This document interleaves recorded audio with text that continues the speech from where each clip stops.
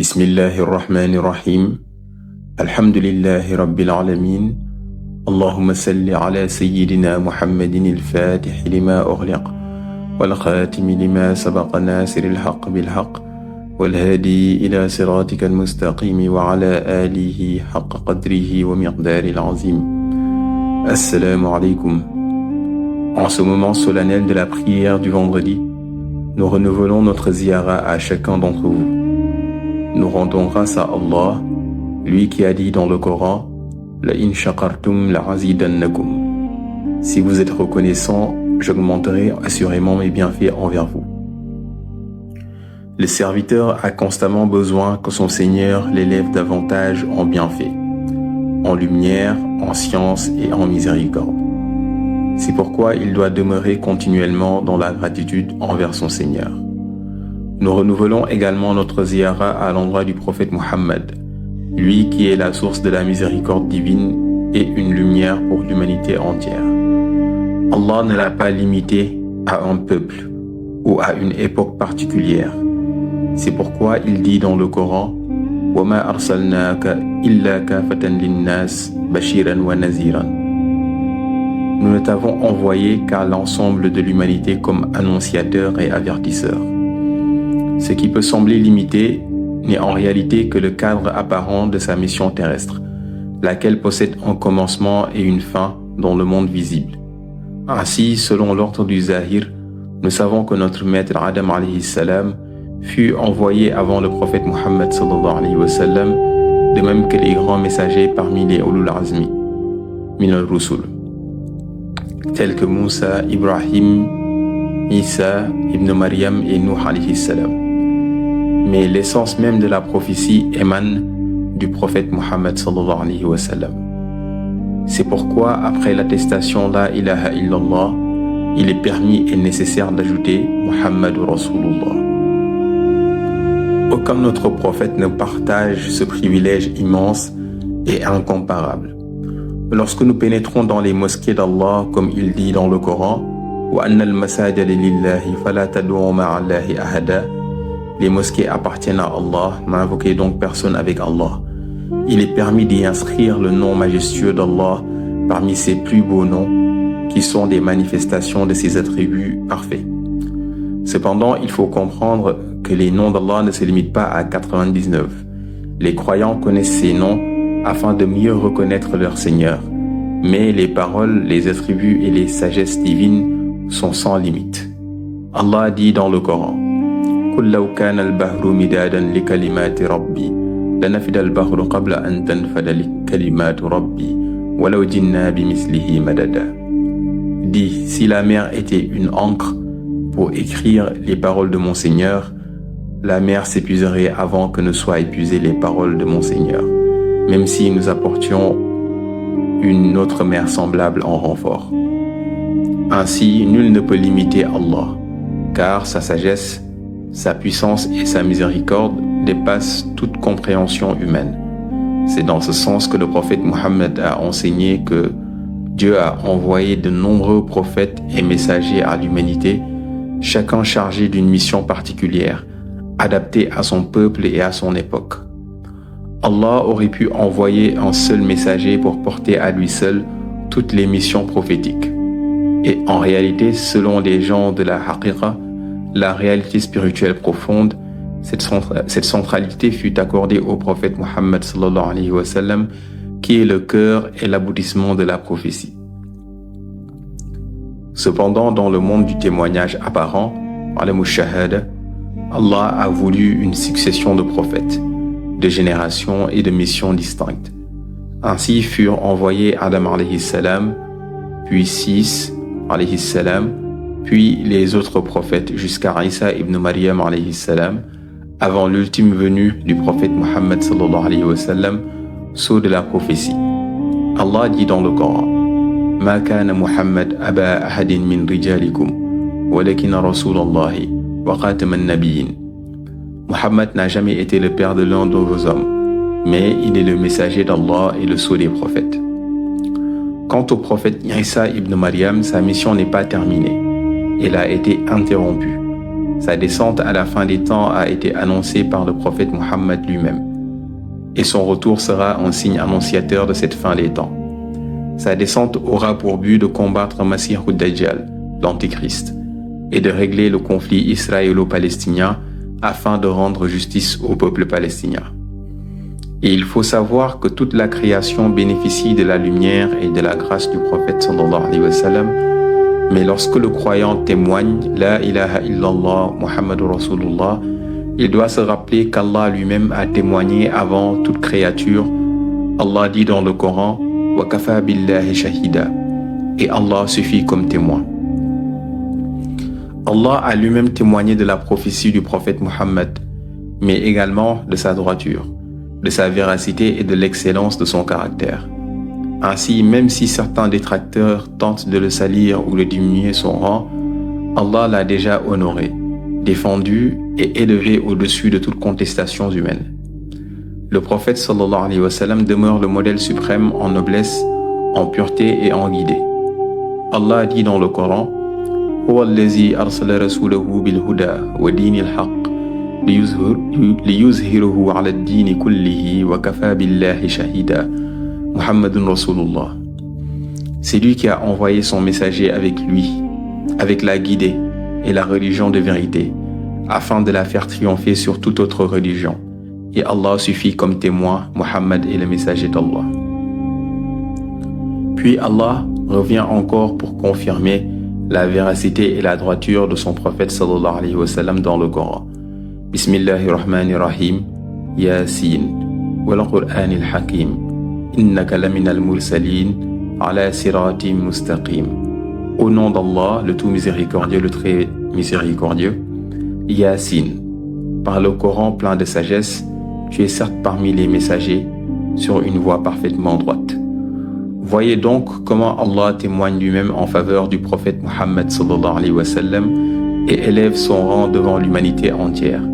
C'est ce qui explique que dans les mosquées d'Allah, on voit inscrit le nom majestueux d'Allah accompagné de la parole Muhammad Rasulullah. Car si l'on y inscrivait un autre nom que celui du prophète sallallahu alayhi wa sallam, cela serait rejeté en disant « Ceci est la maison d'Allah et non une demeure familiale ». Mais Allah a voulu que son nom soit associé à celui de son messager sallallahu alayhi wa sallam dans l'attestation de foi, dans l'appel à la prière et dans les cœurs des croyants. Cela montre l'immense rang accordé au prophète Muhammad sallallahu alayhi wa sallam, le meilleur des êtres créés. Et il est rapporté cette parole Ana min Allahi wal mu'minuna minni. C'est entre moi et Dieu et c'est entre vous et moi. Ainsi, lorsque le prophète Muhammad parlait de son rang et de sa place auprès d'Allah, ce n'était nullement par orgueil ou pour se glorifier lui-même. Il voulait plutôt faire comprendre à l'humanité qu'il est la porte de la délivrance, le chemin de la miséricorde et l'intermédiaire choisi par Allah pour guider les créatures vers leur Seigneur. Allah dit dans le Coran « Wa atu buyuta min abwabiha » Entrez dans les maisons par leurs portes.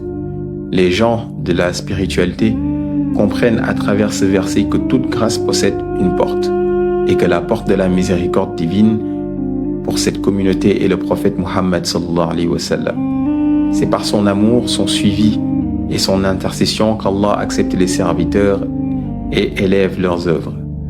C'est pourquoi les savants rappellent l'importance immense des prières et salutations sur le prophète sallallahu alayhi wa sallam.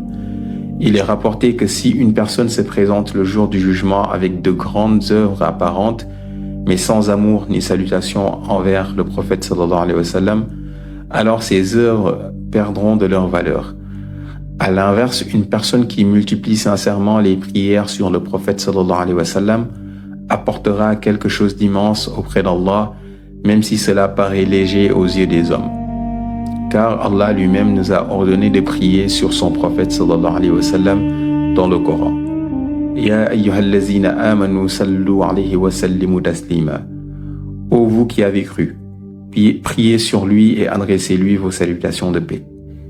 Et il faut remarquer qu'avant même d'ordonner cela aux croyants, Allah a d'abord mentionné sa propre prière sur le prophète sallallahu alayhi wa sallam ainsi que celle des anges. Allah dit Inna Allaha wa malaikatahu yusalluna ala nabi. Certes, Allah et ses anges prient sur le prophète. À travers la prière sur le prophète Muhammad, Allah accorde son pardon, sa miséricorde et sa lumière aux croyants. Le monde est rempli de fautes, d'épreuves et de péchés visibles ou cachés. C'est pourquoi Allah a envoyé le prophète Muhammad sallallahu alayhi wa sallam avec sa parole éternelle, le Coran, afin d'orienter l'humanité vers la droiture et le salut. Il faut comprendre que même lorsqu'un serviteur pense ne pas commettre de péché, il demeure exposé aux fautes de ce monde, aux distractions, aux mauvaises influences et aux imperfections de l'âme. Ainsi, le simple fait de demander pardon, istighfar, est une immense adoration. Mais il convient également de multiplier les prières et salutations sur le prophète sallallahu alayhi wa sallam en complément. Car par sa lumière bénie, Allah purifie les cœurs, éloigne les ténèbres spirituelles et préserve les âmes de ce qui pourrait les affecter négativement.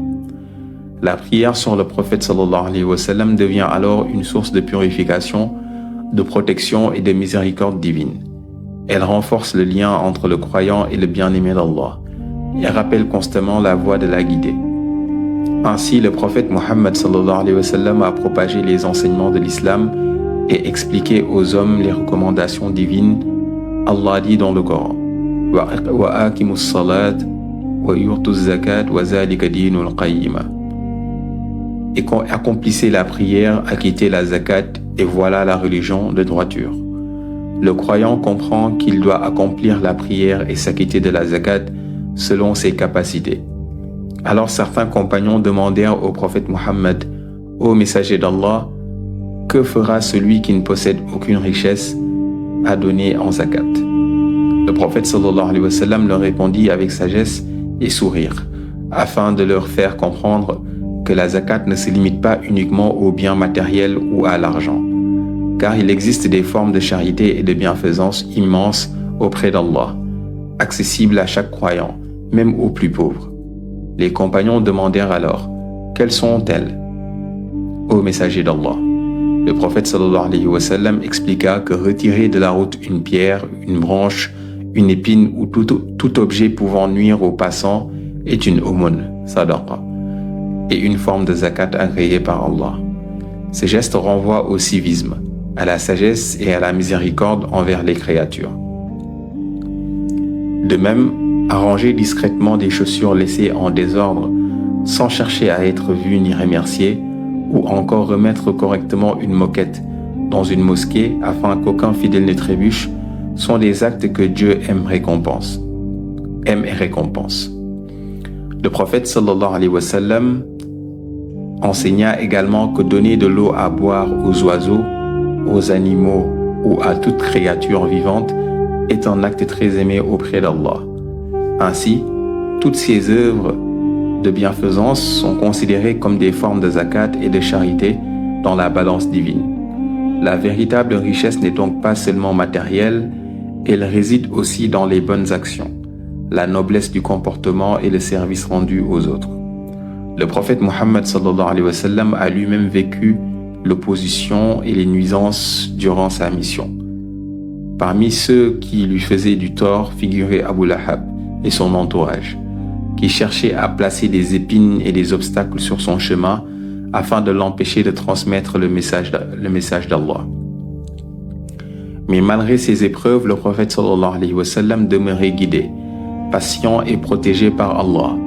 Il est rapporté qu'en voyage avec Abu Bakr, il avertit de changer de passage afin d'éviter un endroit dangereux, rempli d'épines et de nuisances. À travers cela, le prophète sallallahu alayhi wa sallam nous enseigne la vigilance, le civisme, la bienveillance et le respect du bien-être des autres. Car enlever le mal du chemin des gens est une lumière auprès d'Allah, tandis que nuire aux créatures est une obscurité dont le croyant doit se préserver. Ainsi, certains actes d'adoration peuvent paraître légers aux yeux des hommes alors qu'ils sont immenses auprès d'Allah. Le croyant ne doit donc jamais minimiser une œuvre de bien, car la valeur réelle des actes est connue d'Allah seul.